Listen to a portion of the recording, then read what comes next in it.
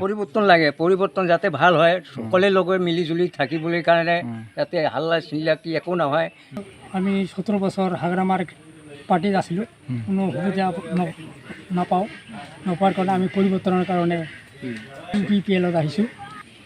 আমি 17 বছৰ যে ৰাজত্ব কৰিল হাগ্ৰামা, কোনো বস্তু দিম বুলি কয়, যোৱাৰ সময়ত চিনা নাপায়, সেইটো কোন আহিছে, সেইকাৰণে কোনো বস্তু একো বস্তু পোৱা নাই আৰু কি, দিম বুলি কয় কিন্তু নাদে। আমি একটা বস্তুও পোৱা নাই আৰু ৰাস্তা ঘাটো পোৱা নাই, এই মানে কি কয় দিম বুলিও কয়, সেইটোও নাদে, বৃদ্ধ পেঞ্চনো নাদে আৰু অন্য কিছু বহুত কিবাত কৰে আৰু কি। সেইকাৰণে এই পাৰ্টিক বাদ দিয়া UPPLৰ এই ট্ৰেক্টৰ ভোটত দিয়া জয়যুক্ত কৰে।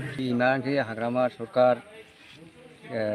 17 বছৰ ৰাজত্ব কৰিছিল, কোনো আমাক সুবিধাৰ কাৰণে কোনে একো দিয়া নাই।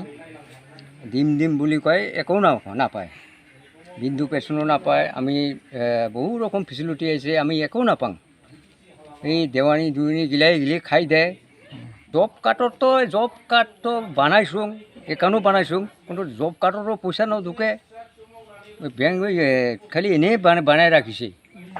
আৰু একবাৰ এনেকুৱা কিবা হ'ল, বেংকত যায় দেখোঁ 40,000 50,000 আছে, জব কাৰ্ডতো আছে এইৰকম, যায় দেখোঁ বেংকত নাই, কাৰোবাৰ 10 টকা, কাৰোবাৰ 5 টকা এনেকুৱা কৰি আছে, চব উঠাই লৈছে। তাহলে এইবিলাক মানে গৰীবক মানে ঠগি খোৱাৰ নিচিনা হ'ল। এতিয়া আমাক লাগে চৰকাৰ যদি ভাল কাম কৰে, তাহলে আমি জনসাধাৰণক যদি ভাল দেখে, তাহলে তো এই সরকার ভালো হব। 5 বছর কি 20 বছর 30 বছরও চলিব, কোনো জনসাধারণক ভাল দেখিব লাগিব। পৰিৱৰ্তন লাগে, পৰিৱৰ্তন যাতে ভাল হয়, সকলে লগে মিলি জুলি থাকিবলৈ কাৰণে যাতে হাল্লা চিল্লাকি একো নহয়, সকলে যাতে সুবিধাৰ কাৰণে ভাল পায়, একেই সেইটোই লাগে। সেইকাৰণে আমি এতিয়া পৰিৱৰ্তনৰ কাৰণে ট্ৰেক্টৰৰ ছবিত এতিয়া আমি ভোট মাৰিম।